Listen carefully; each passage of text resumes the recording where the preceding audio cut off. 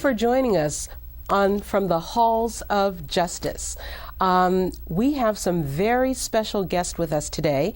First of all, I would like to present to you the other producer of our show, which is Murvet Arnstien.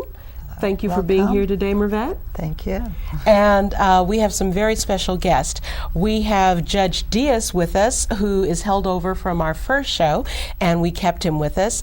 And our special guest on this show, and this is called Am I My Brother's Keeper topic, we have William Rehwald, and we are going to call him Bill.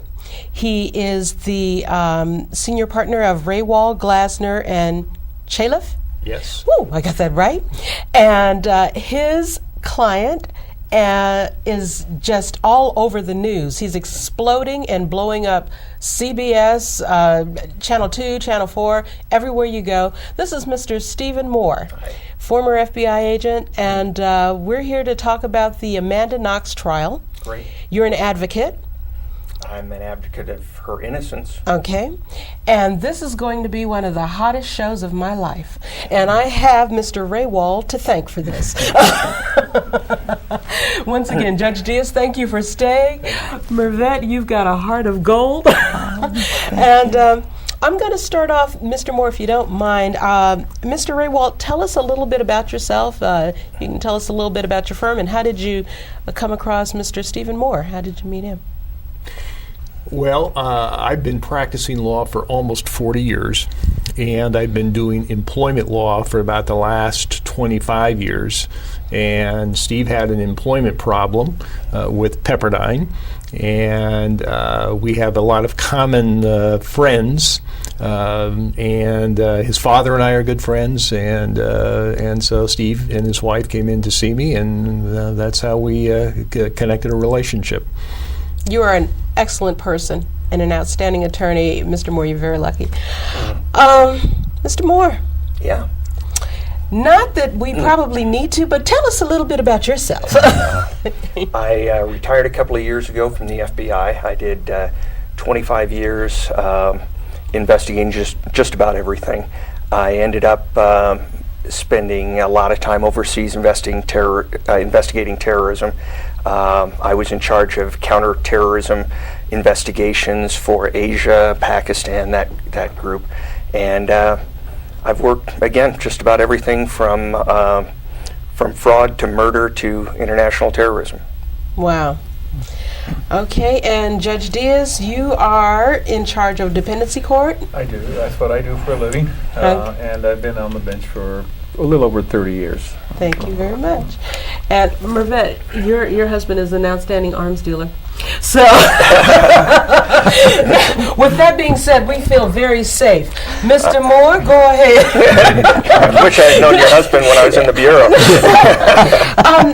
You know what? I called actually Mr. Rehwald to ask him if I could interview him on the show from the Halls of Justice, and he told me about some things and threw out some ideas, and that's how he ended up.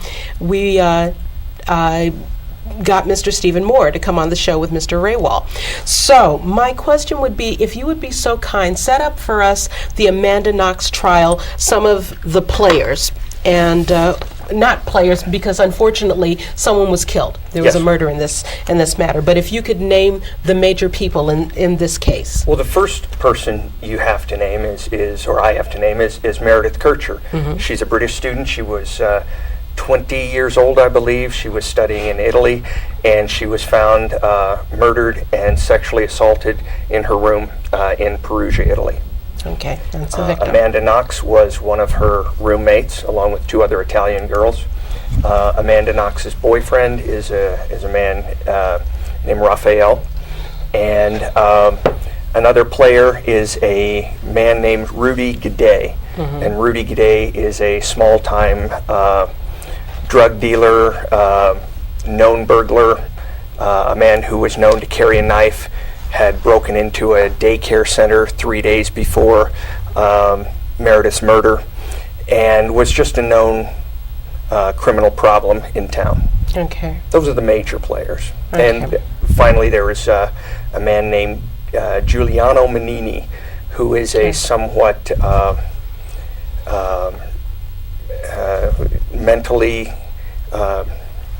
challenged person who is a prosecutor in Italy who's been indicted and sentenced to prison, and he was the prosecutor of Amanda Knox.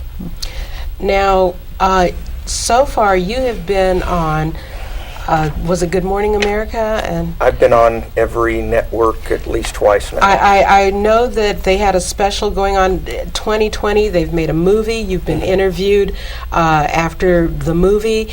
People are talking about you everywhere. My major thought in this, and I'm going to let you go with this because I want you to be able to present your side of this, is that after reading some of the background on this, and I don't know everything, I'm not an expert, but I was concerned because I am a mother that Meredith was in the bedroom. There was a murder, and at one point in the Amanda Knox story, they're saying while they were questioning her at first, which is why all this rigmarole comes about, is that she lied. She put her hands over her ears and she screamed, "I could hear him killing her. I could hear him killing her." And that's why the topic of the show is, am I my brother's keeper?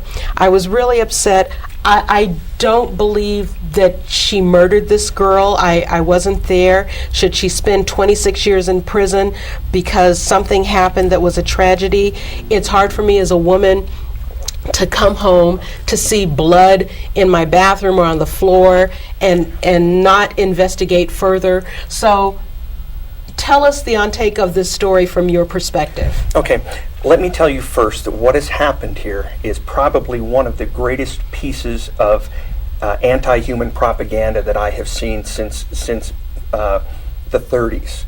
What happened is they told half-truth after half-truth after half-truth, and you know that 2 half-truths equals no truth at all. I initially believed all the statements that were made, just like you. I took them on face value. It was not until I researched and found that every single statement was at best a half-truth, and that all these things that I thought were true weren't, that I realized that there was a problem. And I went into the basic evidence, and that proved to me, after 25 years in the FBI, beyond a shadow of a doubt, that she was not in the house, she had nothing to do with it. So let me start with the interrogation. Okay, so she didn't make the statement that she could hear him killing her. She did make the statement, okay. And I can make you make that statement if you give me the same interrogation techniques they were allowed with her. I don't think so, but go ahead. Yeah, well, I don't want to prove it.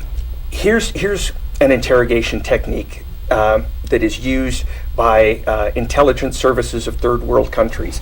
I have seen this done. It is a technique where you take a person and you deprive them of sleep. And the way you do it is you interrogate them for 24 to 48 hours, nonstop. And what you do is you get 2 people, fresh people, to come into the room every 2 hours.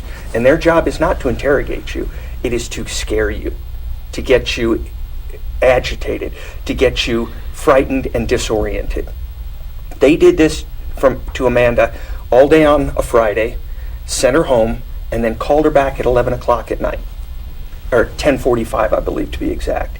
And they began this interrogation technique on her. No water, no food. Don't believe what the movie said. No water, no food, no bathroom breaks, nothing. And they worked on her from 10:45 until 5:45 in the morning. And about 5 o'clock, they started suggesting to her that Patrick Lumumba, her boss, was in that room. Imagine what it would have sounded like if he was in the room. They got her to a point where she didn't know what was real and what was not real. And I can do that to just about anybody if you give me. She was interrogated for 46, 47 hours in 5 days. Okay, what I'm going to do is I'm going to give you bits and pieces from what I've